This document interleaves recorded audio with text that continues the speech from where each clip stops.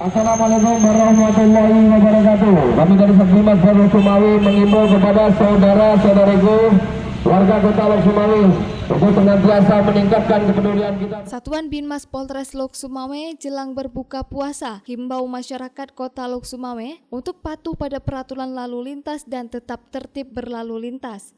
Penyuluhan kepada warga menjelang Hari Raya Idul Fitri dan saat masyarakat mencari jajanan sore menjelang berbuka puasa di Kota Lok Sumawe pada Jumat 29 Maret 2024 sore ini dinilai efektif karena banyak warga sedang mencari panganan untuk berbuka. Bahkan ada beberapa warga yang tidak menggunakan helm pengamanan sebagaimana mestinya.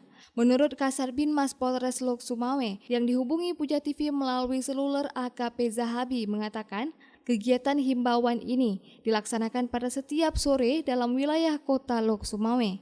Selain melakukan himbauan, personil Satbinmas juga membagikan panganan berbuka untuk warga di beberapa lokasi yang terlihat masih bekerja menjelang waktu buka puasa dan belum sempat membeli bukaan. Berikut salah seorang anggota Satbinmas Polres Lok Sumawe, Aibtu Wildan, saat memberikan himbauan kepada warga untuk tetap tertib berlalu lintas dan menjaga keamanan lingkungan. Assalamualaikum warahmatullahi wabarakatuh. Kami dari Satbimas Polres Sumawi mengimbau kepada saudara-saudariku warga Kota Lok Sumawi untuk senantiasa meningkatkan kepedulian kita terhadap pentingnya keamanan dan ketertiban. Jika keluar rumah, periksa dan pastikan pintu dan jendela Anda dalam keadaan terkunci. Tidak ada kompor ataupun api yang menyala. Apabila perlu, hidupkan kepada tangga untuk menghindari resiko terjadinya kebakaran ataupun pencurian. Jika menggunakan kendaraan bermotor, lengkapi surat-surat kendaraan Anda, parkirkan dengan benar. Apabila perlu, gunakan kunci ganda. Jangan menggunakan perhiasan yang berlebihan agar tidak memancing kejahatan. Hati-hati dengan barang bawaan Anda, dompet, handphone dan lain sebagainya. Jangan letakkan sembarang di kantong kereta.